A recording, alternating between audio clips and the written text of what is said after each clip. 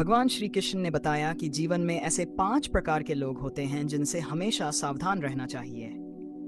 ये लोग बाहर से चाहे कितने ही विनम्र और शुभचिंतक नजर आएं, लेकिन भीतर से आपके सुख, शांति, सम्मान को छीन सकते हैं। एक दिन द्वारका में अर्जुन श्री कृष्ण के पास आया और बोला, माधव, मैं सभी पर भरोसा करता हूँ, सभी से प्रेम करता हूँ, लेकिन बदले में धोखा और अपमान ही मिला। श्री कृष्ण ने गंभीर होकर कहा, पार्थ, मैं तुम्हें 5 ऐसे प्रकार के लोगों के बारे में बताऊंगा जो तुम्हारे जीवन के लिए सबसे बड़े खतरे हो सकते हैं। तो दोस्तों, वीडियो में आगे बढ़ने से पहले प्लीज हमारे वीडियो को लाइक और चैनल को सब्सक्राइब करना ना भूलें। इस वीडियो को अगर आप अंत तक देखेंगे तो कोई भी कभी भी आपका कुछ नहीं बिगाड़ पाएगा। तो चलिए शुरू करते हैं। नंबर 1 पर आते हैं। सामने मीठा, पीछे जहर घोलने वाले कृष्ण ने गहरी सांस ली और बोले, पार्थ, ऐसे लोग सबसे खतरनाक होते हैं क्योंकि तुम्हें पहचानने का समय ही नहीं देते। सामने वे तुम्हें मधुर वचनों का आस्वाद कराते हैं, जैसे शहद में डूबी हुई बातें हों, लेकिन उनके मन में विष से भरा हुआ होता है। ये विष धीरे धीरे अदृश्य रूप से तुम्हारे जीवन में फैलता है। फिर उन्होंने विस्तार से समझाया, जब कोई शत्रु सामने से हमला करता है तो उसका बचाव करना सरल है, क्योंकि तुम जानते हो कि वह शत्रु है। लेकिन जो मित्र के वेश में हो, जो तुम्हारे साथ बैठकर तुम्हारी पीठ थपथपाए और भीतर ही भीतर तुम्हें गिराने की योजना बनाए, उससे बचना कठिन है। ऐसे लोग तुम्हारे हर रहस्य को जानने का प्रयास करेंगे, क्योंकि वही उनका हथियार बनेगा। कृष्ण ने आगे कहा, यह मीठा बोलने वाला जहरीला व्यक्ति धीरे धीरे तुम्हारे विश्वास पर अधिकार कर लेगा।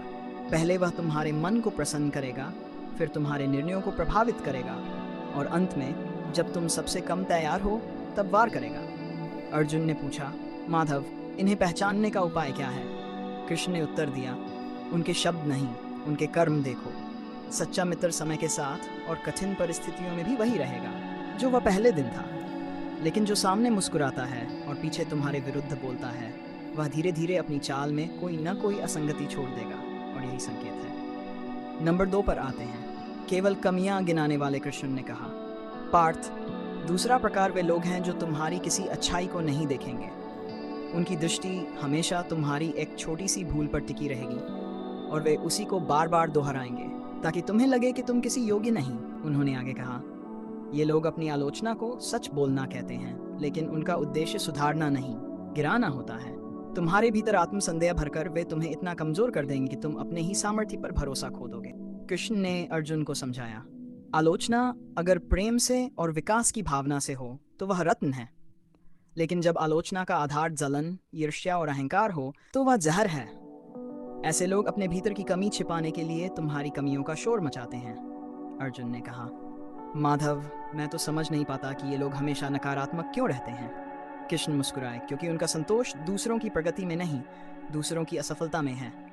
ये मन का रोग है जो केवल साधना और आत्मबोध से ठीक हो सकता है, लेकिन तब तक उनसे दूरी ही औषधि है।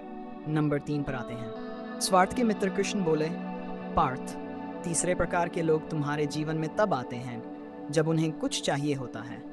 वे तुम्हारे पास प्रेम और मित्रता के नाम पर आते हैं, लेकिन उनके मन का केंद्र केवल उनका लाभ होता है।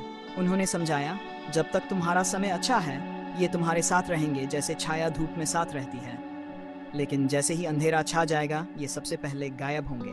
कृष्ण ने गंभीर स्वर में कहा, सच्चा मित्र वह है जो तुम्हारे दुख में भी उतना ही सहज रहे जितना तुम्हारे सुख में। लेकिन स्वार्थ का मित्र तुम्हारे लिए तब तक मौजूद है जब तक उसका लाभ जारी है। अर्जुन ने पूछा, माधव, ऐसे लोगों को कैसे पहचाना जाए? कृष्ण ने कहा, देखो कि वे तुम्हारे पास तब भी आते हैं या नहीं जब तुम्हारे पास उन्हें देने के लिए कुछ न हो। यही उनकी सच्ची परीक्षा है। नंबर 4 पर आते हैं। सफलता से जलने वाले कृष्ण ने कहा, चौथा प्रकार पार्थ, वे हैं जो तुम्हारी सफलता को बर्दाश्त नहीं कर सकते। उनके चेहरे पर मुस्कान होगी, शब्दों में बधाई होगी, लेकिन मन में आग जल रही होगी। उन्होंने गहरे स्वर में कहा, ये लोग हमेशा कोशिश करेंगे कि तुम्हारी उपलब्धियों को छोटा साबित किया जाए, भाग्य कहकर, सौभाग्य से कहकर, या तुम्हारे प्रयास को नकार कर। कृष्ण ने चेतावनी दी, इनसे सावधान रहो, क्योंकि जलन मनुष्य को किसी भी सीमा तक ले जा सकती है। ये आग जब भड़कती है तो वह केवल तुम्हें गिराने पर ही शांत होती है। अर्जुन ने पूछा, माधव, क्या इनसे मित्रता संभव है?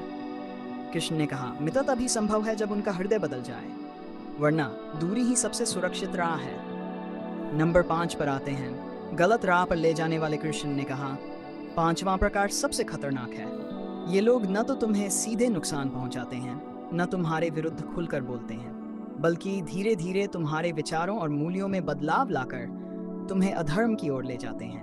उन्होंने समझाया, ये लोग तुम्हें यह महसूस कराते हैं कि सही और गलत का कोई मायने नहीं, केवल जीत मायने रखती है।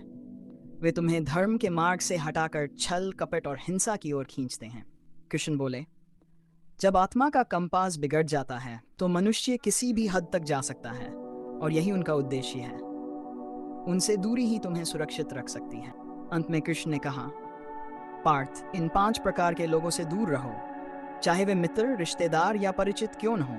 जीवन में सच्चा साथ वही देता है जो तुम्हें ईमानदारी, सद्भाव और धर्म के रास्ते पर आगे बढ़ाए।